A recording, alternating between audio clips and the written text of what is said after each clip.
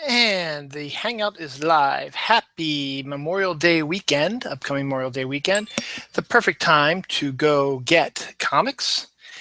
And I'm the guy you want to talk to. This is the Comic Hall, episode 2 of the new Comic Hall Point 2, I guess, episode 2. I did one last week, and I've been feeling pretty good about it, so I decided I was going to do it again this week, and I was going to do it yesterday, but things happened, and I only have a very short window to do it today because other things were happening. I didn't want to do it tomorrow because beginning of the Memorial Day weekend, 3-day weekend for a lot of people.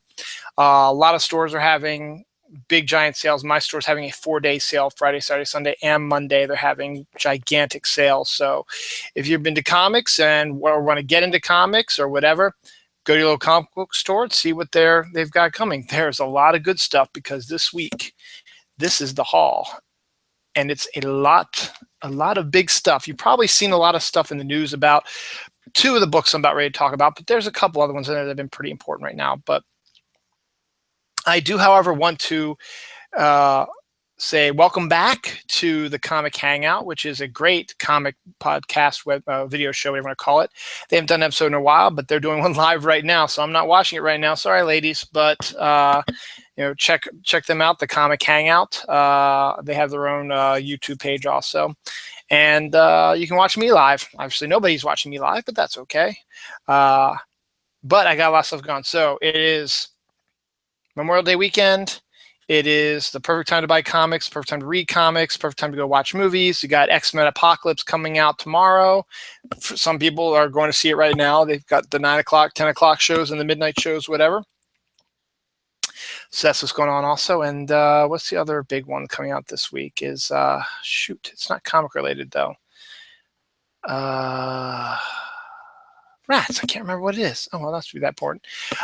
Preacher premiered last Sunday. I've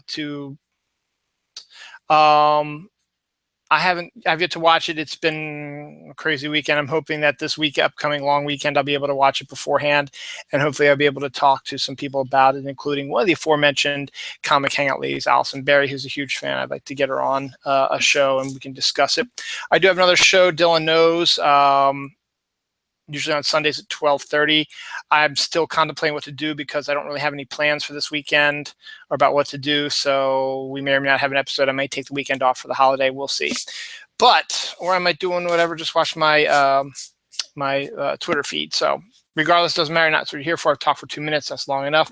This is the Comic Call for the week of May 25th, 2016, Geek Pride Week, as it were. And we actually have 2 books of the week.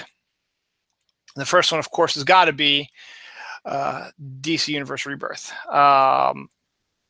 You've got to be living under a rock if you don't know what's going on with DC Comics Rebirth. It's not a reboot. It's more of it is kind of reboot, but they're fixing a lot of stuff from the New 52. A lot of people didn't like, and connecting stuff to the Flashpoint saga, stuff like that. For $2.99, it's an 80-page book with some really good artwork and great story by Jeff Johns. And we got great artists on here. You've got who are the people in here? We got Gary Frank, Ethan Van Sciver, Ivan Reyes, Phil Jimenez, Joe Prado, Santarelli, Anderson, Wright, Hi-Fi, and El Teb. Gorgeous book, gorgeous artwork. Gorgeous everything. We're going to get to a little bit of a spoiler territory. Obviously, by now people have seen it, but if you haven't, I'm sorry, I'm getting spoilers, but this is Ethan Van Sciver work, and Wally West, the Flash, is back. He's my Flash. I'm very excited to see him back. He's the narrator of the story. We get a lot of other very interesting things coming up, some new arrivals, people we've been wanting to see return of. There's some Blue Beetle stuff going on, some Atom stuff going on, and all kinds of great stuff. Some stuff with the Justice Society, some stuff with the Legion is being introduced. Jeff Johns is just throwing everything in here. And I'm not going to spoil the Guthrie Prentice, so I guess my only viewer says, will the DC Universe Rebirth tie in with either the CW universe or the Man of Steel movie universe? Good question, Guthrie. I don't believe it is. It's it's their own private entities, their own separate entities. The comics are the comics, and the TV shows and movies are TV shows and movies. However, you will probably see some recognizable character traits that you might have seen in the TV shows and the movies as well. But no, this is a completely different story like that. So I highly recommend check it out. But thank you for watching, Guthrie, and thank you for the question. Keep them coming. So it's a lot like what Marvel's doing. Marvel is rebooting their stuff to be more friendly to the movie and TV audiences. You'll probably see more focus on the characters that are on the TV and the movies. Like with Marvel, they've done an Agents of S.H.I.E.L.D. comic, and they've done Mockingbird comic and all kinds of stuff like that. They did an Agent Carter technically comic as well. DC, of course, Superman, Batman, Wonder Woman are the big three. The Flash and Arrow, they've always had try to connect.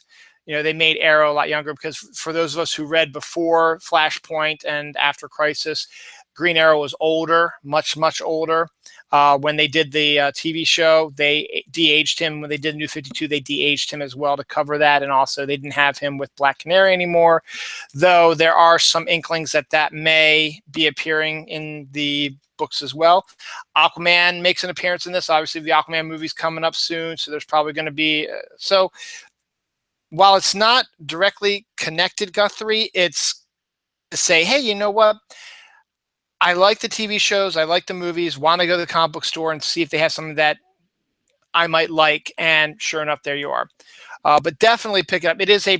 I haven't read it yet, but from what I've been looking through, it is a good starting point, kind of, for what's upcoming. There might be some questions people might have, but it's a good starting point. So definitely go out. For $2.99, you get 80 pages. You can't beat that. So this is book 1 of the week.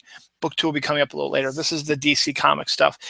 The next one is, last week, my book of the week was, I forget what it's called now, but it was one that had the team of Space Ghost, Johnny Quest, the Herculoids and all that. And, you know, DC's doing the updated version of the Hanna-Barbera characters. Well, guess what?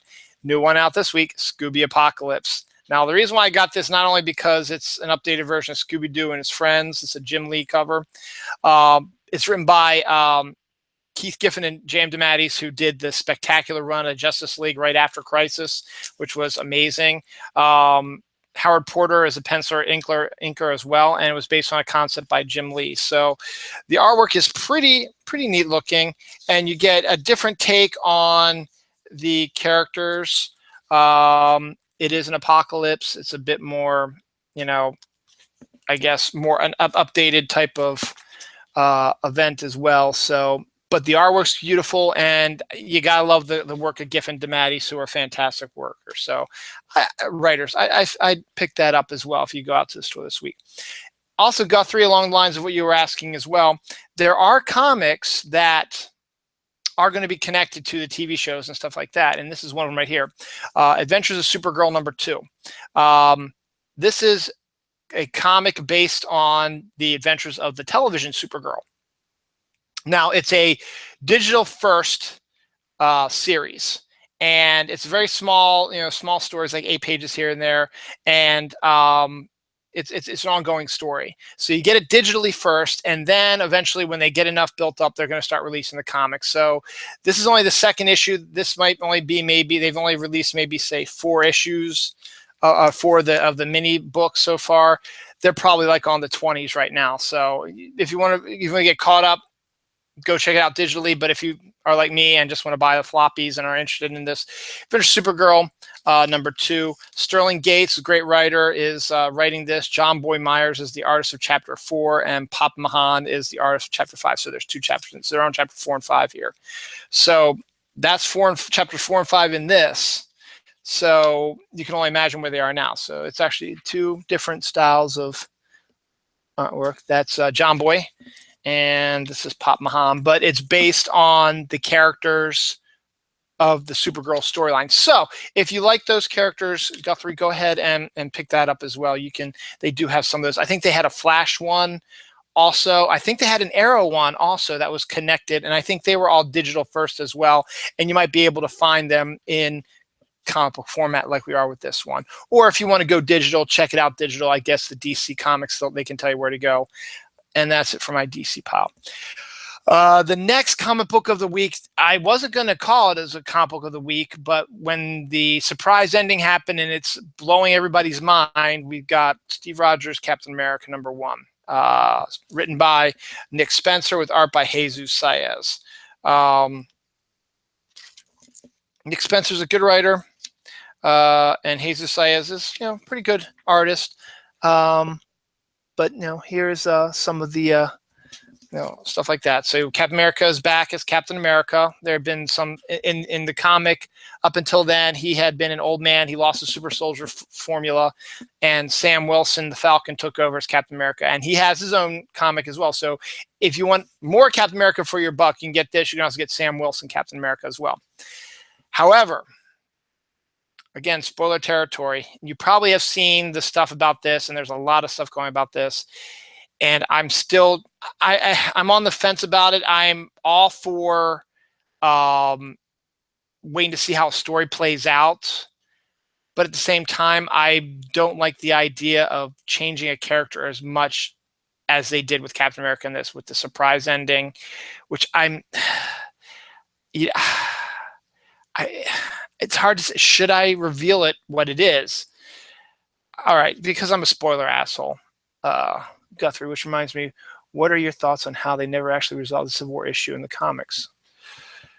That's a good question, Guthrie. That was right around the time, actually. I've gone through phases where I've stopped buying comics for a while, where I've stopped buying certain groups. Like at that time, I think after the Civil War stuff, I stopped buying Marvel for a while and started buying more DC, but then I think there was a while there where I stopped for a while, and then I stopped back on, and then I've just started to come back into comics again. So I've gone through phases where I haven't bought comics for 6 to 9 months, whatever. And there was a period after Civil War where that happened. Yeah, much like with a lot of comic books out there, Guthrie, they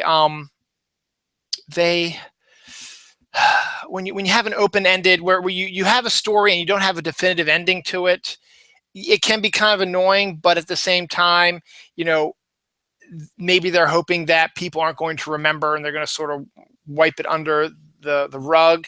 And then if another writer comes along and says, hey, whatever happened? Why didn't we get closure on this as well? So why don't we do that as well? Yes, exactly, Guthrie, because it just seemed that the Super Registry was literally just abandoned. No one ever actually dealt with it. You're absolutely right. And maybe just maybe, the Civil War II that's starting, #0 issue came out last week or 2 weeks ago. Maybe they're going to cover that and figure out what's going on with that as a possibility. I mean, from what I've been reading, it's a different story entirely.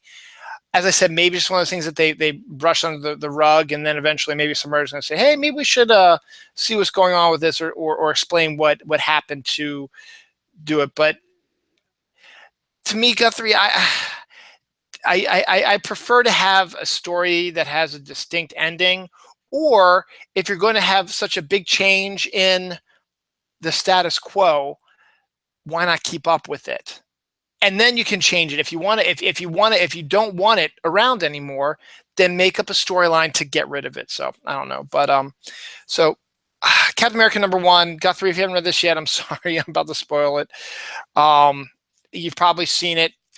This is the picture that's gone around the world, but it ain't so. Captain America is a Hydra deep cover agent, and supposedly it's going to, Nick Spencer's going to be able to prove that he's always been this way, and I don't know if I like that. Again, I hate jumping to conclusions, because I did that with Superior Spider-Man when Dan Slott killed off Peter Parker and made Dr. Octopus be Spider-Man. And I thought it was a total disaster when it happened. And then I read the story and I actually enjoyed it immensely. I highly recommend checking out Superior Spider-Man if you haven't already. It's great. And I'm hoping that something similar comes about with this. So we'll see. I don't know. I still know how I feel about it. As I said, I think at this point I'm on the the idea that let the story play out and hope that Nick Spencer doesn't resort to mind control. He's a triple agent or whatever. Those, I mean, I guess it would be acceptable to get Captain America back to where he was, but I just find it bad that the person who stands for American values has never stood for American values and is actually more for the Hydra Nazi connection. And are they trying to say something about the current political climate? It's possible, but I'm not going to get into that. Another #1 came out this week that I just sort of thought, you know what, I'll pick it up just to look at it because I've always liked Squadron Supreme, but the only problem is I haven't really been following the new Squadron Supreme that's been going on in the Marvel Universe. I didn't get Hyperion #1, but I had to get Nighthawk #1. It just looks really cool. I'll check it out. Nighthawk is basically a type of Batman who kills people more often, but you know, the Squadron Supreme is a really interesting series and always has been. And then bring them back out into the new Marvel Universe. I might wait for the trade to get it because I've always liked the Squadron Supreme, so we'll see. But here's Nighthawk #1. I figured it's a new #1. I'm trying to get back into the comics May as well. This one is written by David F. Walker with art by Ramon Villalobos. Let's see if I can find something with him in action. Here we go. It's him and his Nighthawk cycle, and I mean, I guess it takes place in Chicago, and with all the stuff going on in Chicago right now, maybe it's maybe they're going to try to say something as well. So that's Nighthawk #1. All right, next up is I got this for my wife, but I like the character as well. So my wife, actually, I've gotten her into comics ever since I've known her. I've known her now close to 16 years. Been married to her for close to 13 years. 13 years October will be our anniversary, and 16 years September will be our anniversary of when we started dating. But she's always been a reader, but I got her into comics, and this is one of 2 comics this week that came out this week that I got her into, Captain Marvel #5. Captain Marvel is going to play a huge role in the Civil War II storyline, which is going on in Marvel right now. And also, she's got a movie coming out in a few years. You're going to probably start seeing a lot more stories and talk about that. This one's written by Michelle Fazekas and Tara Butters, with art by Chris Anka with Philippe Smith. So I do miss Kelly Sue DeConnick's work on it, but you know, I always love Captain Marvel. And she's brought back Alpha Flight, which is a weird combination to have her teaming up with Alpha Flight in space, but yeah, whatever. But we're probably gonna, it's the perfect timing. She's in Civil War II. She's got a movie coming up. There's some good stuff. So this is the end of the first story arc because the next story arc is going to lead into Civil War II. So Captain Marvel #5. This is one I haven't read, but I got the first 2 issues because, as I said, I just getting back into comics again, so I've got to keep it up. And I mentioned her when I was talking to everybody about this. It's Mockingbird #3. I'm not knocking Canadian. I was just Guthrie says, "Hey, I wouldn't knock Canadians." I'm not knocking them. It seems interesting, but yeah, it's funny. It's just odd, isn't it? Mockingbird #3. Mockingbird's always been an interesting character. She first appeared in the West Coast Avengers, which I loved, as Hawkeye's girlfriend/wife, and then gradually she's gotten her own character and is now a member of S.H.I.E.L.D., and then they brought her into the TV show Agents of S.H.I.E.L.D., and now they have this series. It's written by Chelsea Kane with art by Kate Nimzik. And you know, Mockingbird is Mockingbird. It's good to see another female-oriented character get their own series and actually be written by females, so it's action-oriented. So Mockingbird #3 came out this week as well. As I expected, I knew this was going to be too good to last because I know the artist, not personally, but he is local. Still, it's an interesting concept, and I'm still going to read it because I like Greg Pak's work. This is Totally Awesome Hulk #6. Now, Greg Pak and Frank Cho were going to be the team on it, but Frank Cho has sometimes a problem with getting his deadlines done, and it's, you know, it's kind of sad because I love his artwork, and this is his cover. He did the cover to this, and I would have loved to see more interior work from him, but he did like the first 3 or 4 issues, and then his deadlines caught up to him, and now Greg Pak has got Mike Choi, who's okay, doing the artwork as well. But this Totally Awesome Hulk, if you haven't read it, is a different take on the Hulk. It's not Bruce Banner, it's Amadeus Cho, and he has more fun as the Hulk. And so it's always interesting. So he's had a lot of Asgard stuff in this first story arc. So maybe it's setting up for the Thor crossover with the Hulk and the movies coming out next year. So we'll see for Thor Armageddon. So Totally Awesome Hulk number 6, another one of those that I think I have every issue but number 1. So I need to find number 1 and get that. This one, I just, the latest issue came out this week, but I lucked out. They lucked out, and they re-released printings of all the previous books on this one. My store had the last month's copy still on the shelf, so I bought that instead of buying the second printing.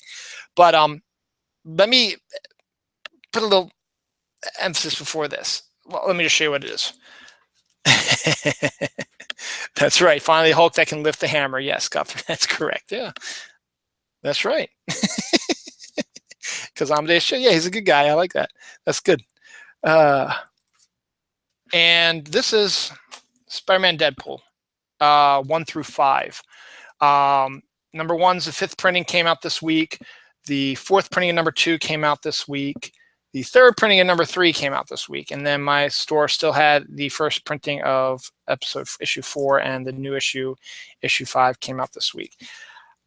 I love Spider-Man. Let's see things. I love Spider-Man. I hate Deadpool. I haven't seen the Deadpool movie, but I've heard really good things about, so I bought it. I own it, so I'll watch it sometime. Maybe this holiday weekend I'll watch it finally. But I like Spider-Man. Spider-Man was the first comic I ever got. My dad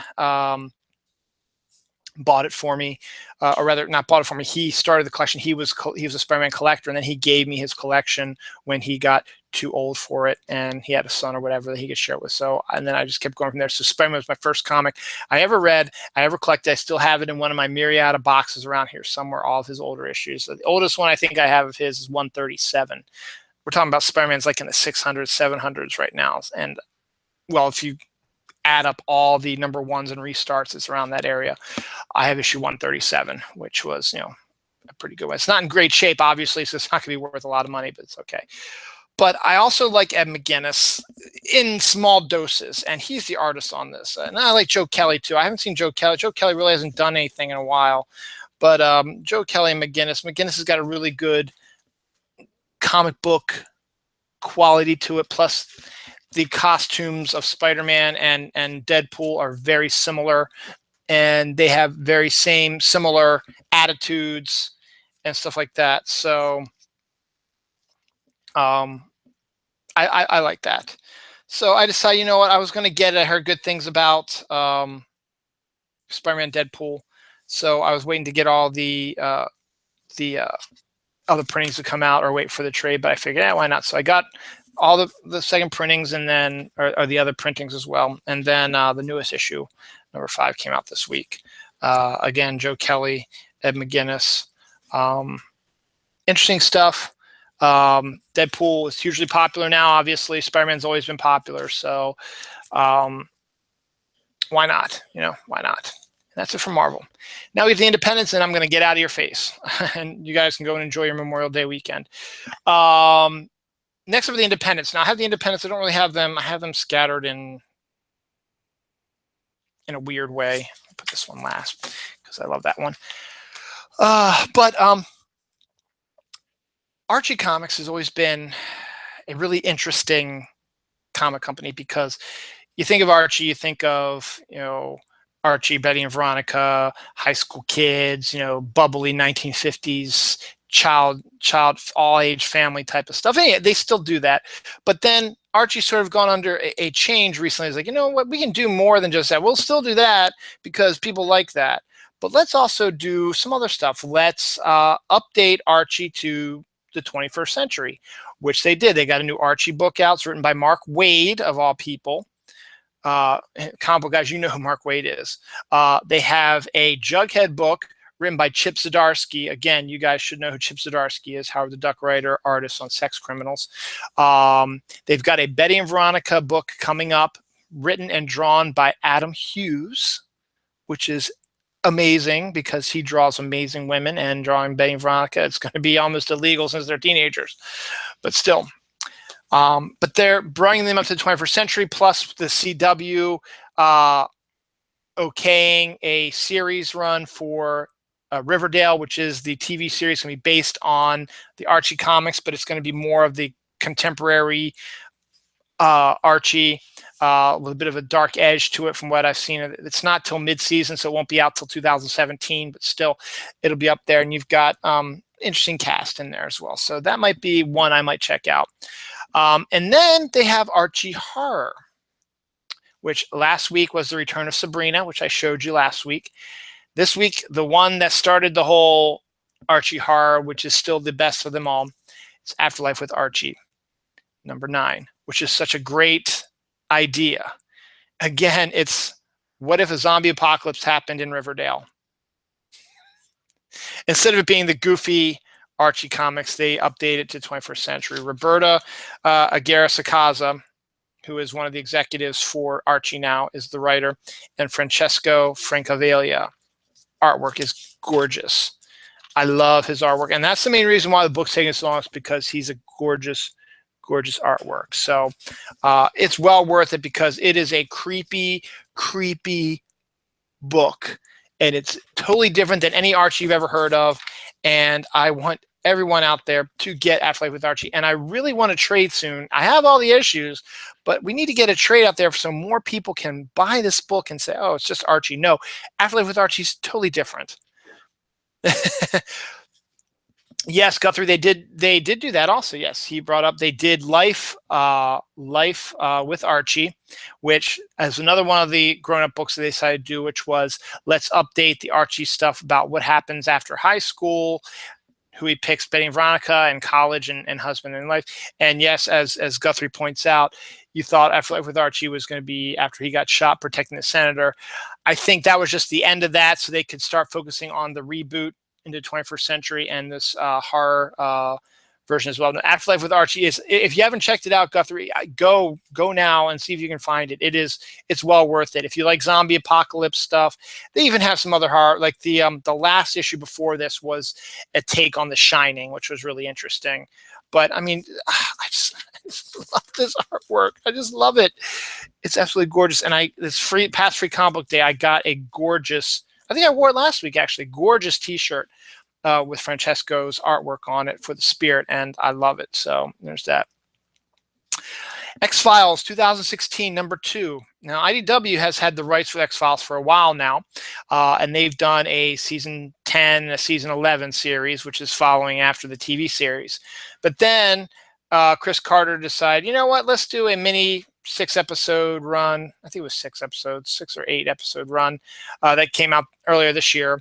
And then they said, you know what, we may as well do a new comic that follows that one now. So this is the second issue of that one. I got the first couple of season 10, but then once again, it fell to the wayside where I had to cut costs and stuff like that. Again, written by Joe Harris with art by Matthew Dal Smith. They're the guys that do the regular X-Files series. So this one's just a new updated version using the X-Files 2016 Mulder and Scully, and not taking off from what they did with their expanded universe. So you get it, got it, you know. So I figure, you know what, I may as well. I like the X-Files. I like the miniseries. I think it was 6 episodes. I'm trying to remember. It's been a while now. It was back in January, for crying out loud. It's May. So yeah, it's only been 5 months, but still.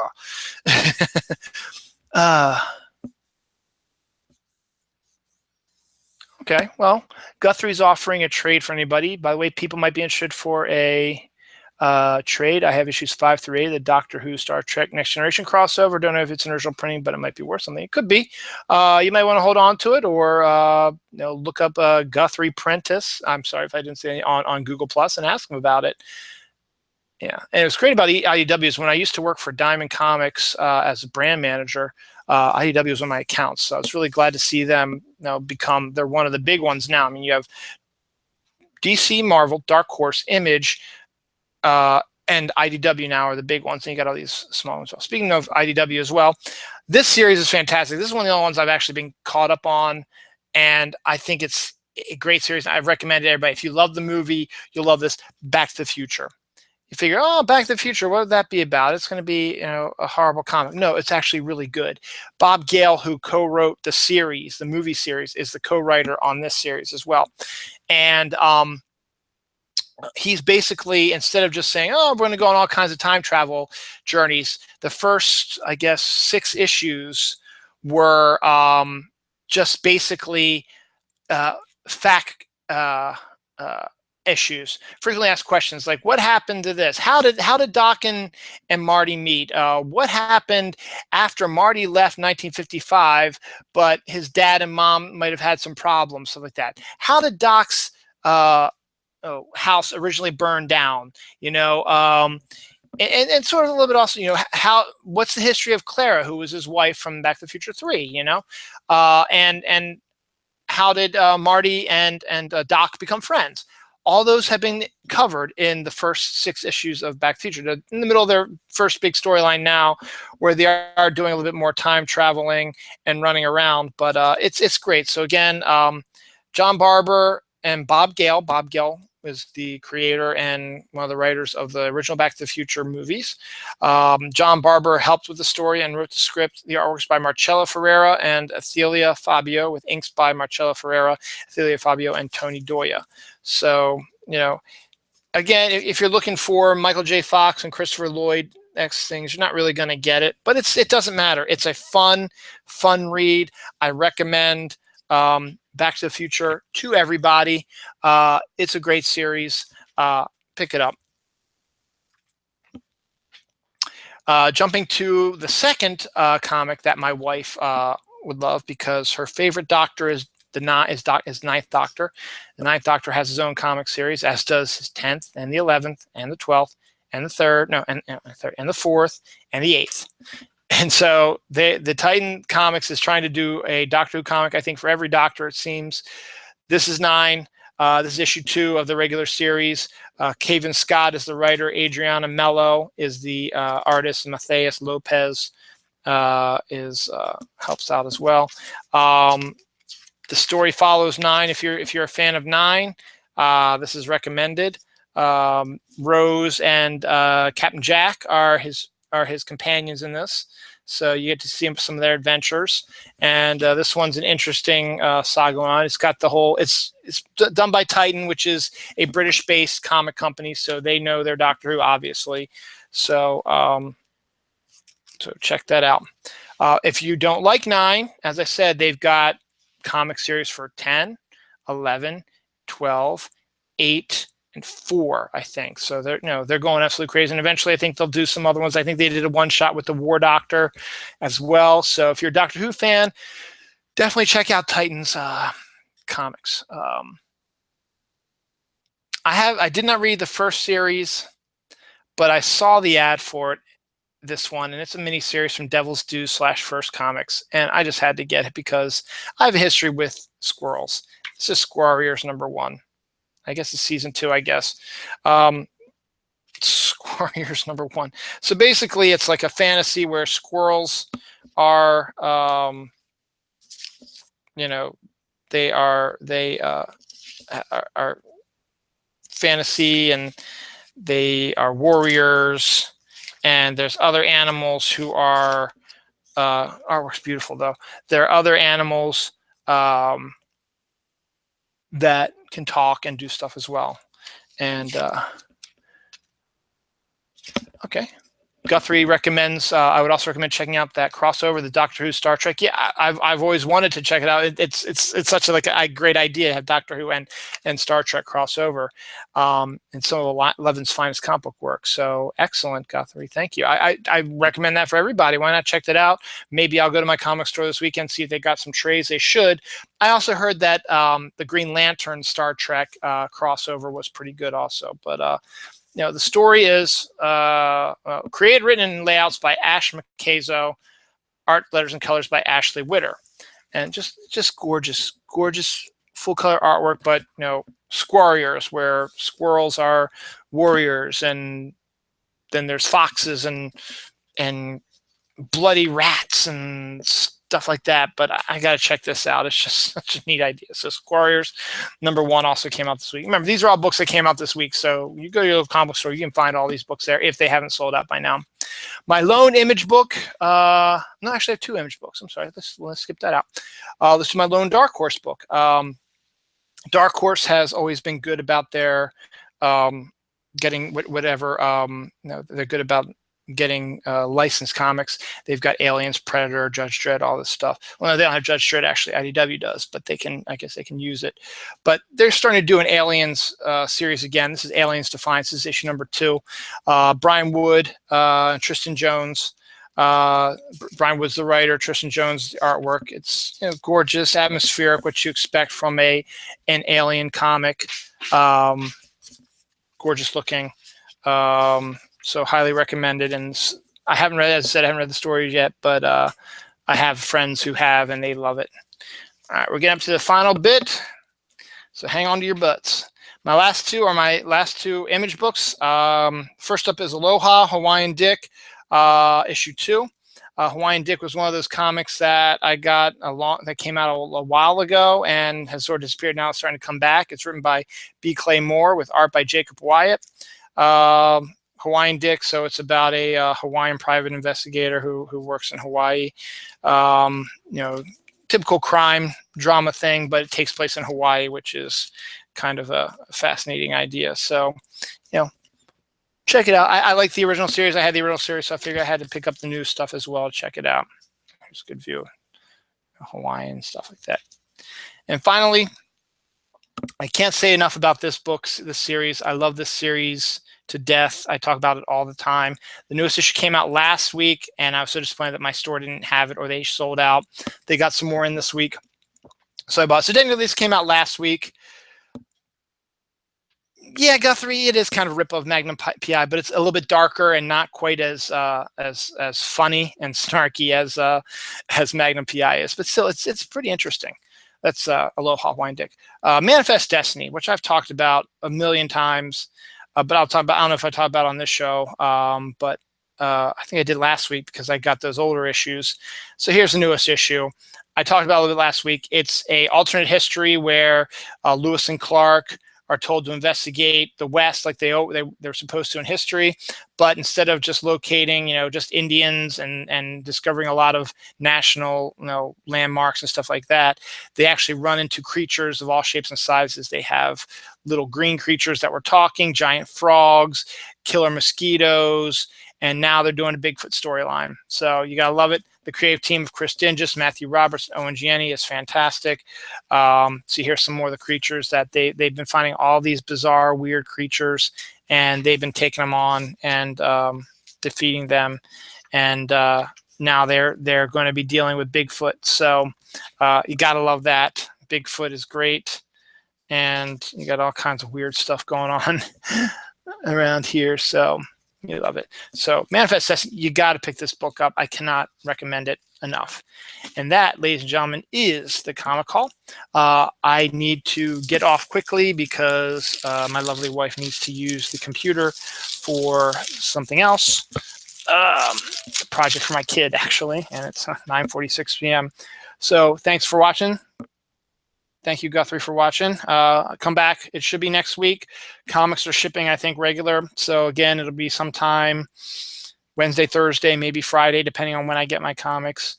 I think we're going to start seeing some of the new DC Rebirth books coming out, so we'll be talking about those a little bit. So, Memorial Day weekend, have a great Memorial Day weekend. Go to your local comic store. They'll probably have sales going on. Mine has a 4-day sale going on, so I might have to take advantage of some of that because my wife gets paid. I got paid today, but maybe get some cool stuff to pick up on, and we'll see. If I do, I'll show it next week on the Comic Call. Thank you very much. Happy Memorial Day.